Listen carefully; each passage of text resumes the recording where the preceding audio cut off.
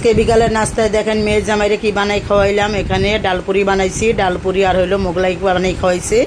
এই ডালপুরির পুরা রেসিপি আর মোগলাইয়ের পুরা রেসিপি দেখতে হলে আমার পেজে ঢুকে যাবেন। পেজে দেওয়া আছে ফুল রেসিপি দেওয়া আছে। মোগলাই আর হইলো চিজ মোগলাই, ডিম মোগলাই এটি দেওয়া রেসিপি দেওয়া আছে, পুরিরও রেসিপি দেওয়া আছে, দেখে নেবেন। আর এখন আমি দেখাইলাম হালকা পাতলা ডালডারে চচ্চড়ি করে নিয়ে তারপরে পুরির ভিতরে ভরে দিয়েছি। আর ময়দাটা শুধু লবণ আর তেল দিয়ে তারপরে ছেনে নিয়েছি।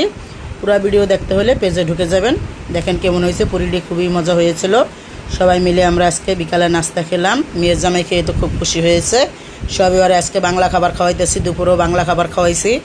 দুপুরের আইটেমগুলো সব পেজে দেওয়া আছে, দেখবেন কী কী দেওয়া ছিল।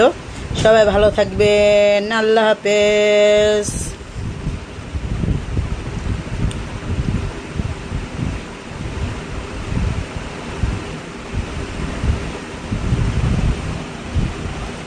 কথা বুঝতে পারি না, পানের দেখে দিনে পানের কালকে একসাথে দেওয়া যাবে না।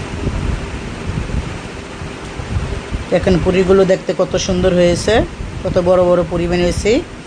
একজনে তো আমরা 3-4টা করে পুরি খেয়েছি, খুবই মজা হয়েছিল। পুরির ভিতরে পুরাটাই ডাল দেওয়া। আল্লাহ হাফেজ।